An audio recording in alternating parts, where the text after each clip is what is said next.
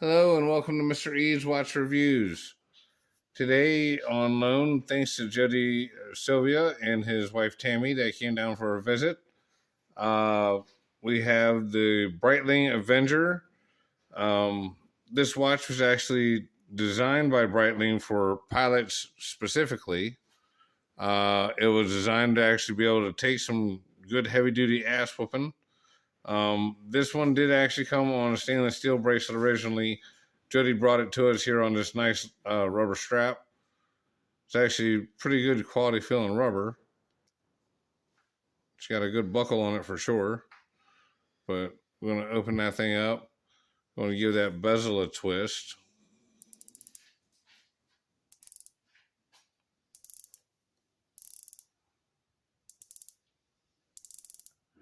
I got good nice clicks on this. It feels nice and smooth. Now, it lines up good. One thing, like, I'm not a big fan of the stainless steel bezels. Or like the titanium ones. Like I like a little color here. This feels really good. And with the 4 points here with the square cut, gives it good traction and that you're able to actually move it around. There's also little titties here on the sides in between the bigger squares for traction. This has actually got what they call the Breitling 17. I'm not sure if that's actually an ETA clone or some variant of that. The beat specs and everything seem very much like an SW200 or SW300 because it's 28,000 beats per hour type thing. We're going to fire this thing up. We're going to wind it up. It does have a screw down crown. It said it had a 300 meter water resistance. We'll get the calipers on it here in just a minute. We're going to also put it on the time grapher. But you got the quick set date. Yeah, it really feels like it's probably an ETA movement or ETA style. We'll just see how good they did on getting the hands lined up.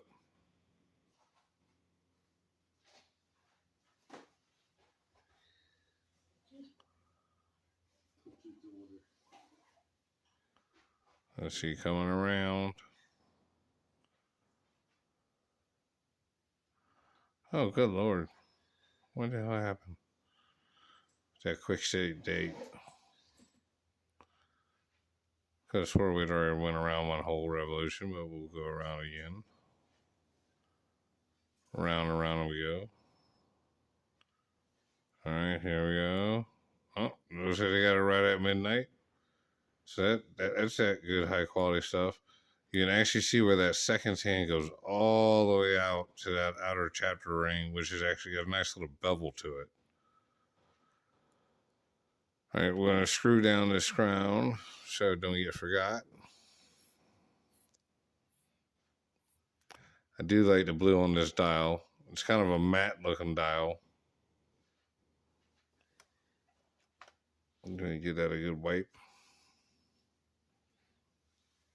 Yeah, it's a matte blue. It would appear that it's got a decent amount of reflective coating because you can see the light reflecting in the crystal above it, but it is not like super bright. It is, it is definitely dimmed out. So it could use maybe a little bit more, but it looks pretty good. All right, let's go ahead and set it on there. Turn on, dang on it. Turn on the calipers to get some measurements. Now they advertise 42 millimeters. Oh, looks like it is coming in at just over, looks like 42.4. And with the crown guards at a solid 44 millimeters. All right, with the crown's actually a right good size of 7.2 millimeters and with like a nice grippy square cut edge. So be good, if you got gloves on or, something along them lines. Uh, the bezel itself is actually measuring in at only 41 millimeters, and the north to south on this watch is close to 50 millimeters, which is usually considered a sweet spot for a lot of people. The inside of the lugs is 22 millimeters, so you got to get those bigger bracelets for this one. Again, I said the water resistance was 300 meters on this. What else was there to say? Oh, let's put it on the time grapher.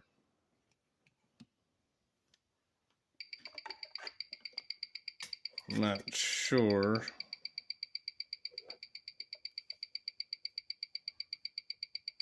I'm going to guess that this thing's lift angle on this one is going to be closer to 52.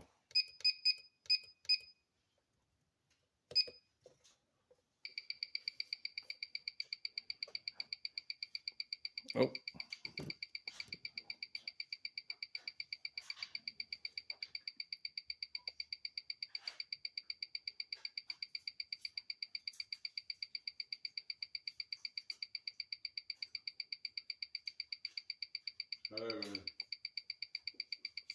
What's that? How's that watch really? I was trying to be quiet to let it settle down. Not as good as you would hope, honestly. It's not terrible, Joe. It's like +9, +7. So it's running fair. But again, for that $5,000 for versus $2,000 price tag, you know what I'm saying? She's like, okay, you've been wearing it as you know all day. Let me see that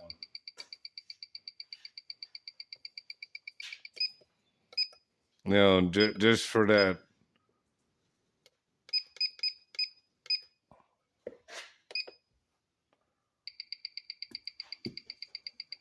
I'm going to take this one off. And Joe's been wearing this, which is a special order, but you can actually get one of these if you like. It's the black and gold ceramic bezel with a golden sands loom on the dial. It's absolutely beautiful.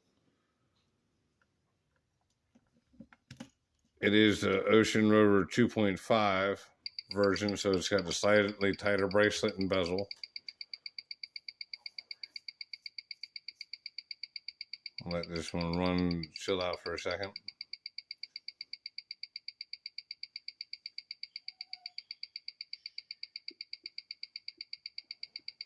Well, shit, this one's running just as wild, too. Do you got these things magnetized? Out of curiosity. So. Hang on a second, let me see. +12? Yeah, it's running like wild. That one's definitely magnetized. All right, hang on.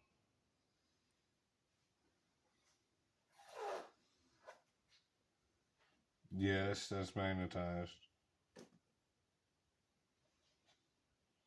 All right, we need to demagnetize that one. All right, now this one is.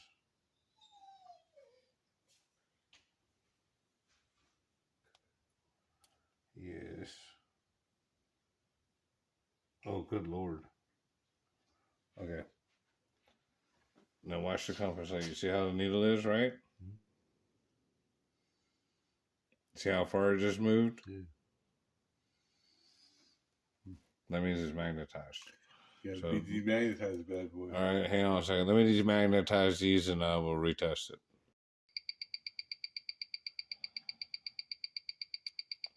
Okay. All right, so yeah. +5, +7. Now I gotta do the Breitling. But yeah, by demagnetizing the Juno, it's running at +5, +7 now instead of +14, +19. All right. So we demagnetized the Breitling. Let's see how much better it improves that one. So far, it improved it a shitload. We went from double digits down to +6. So much, much better.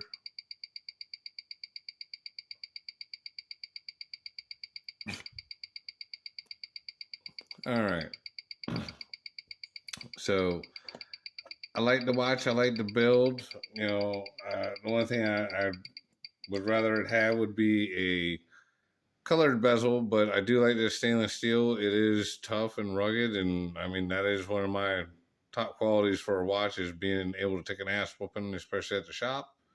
As you can see, Mr. Jody has taken excellent care of this watch as he does with all of his watches. It is absolutely fantastic. You know, please like, subscribe, join the memberships, and thank you again to Jody for letting us, review the watch. Check y'all out next time. All right, bye.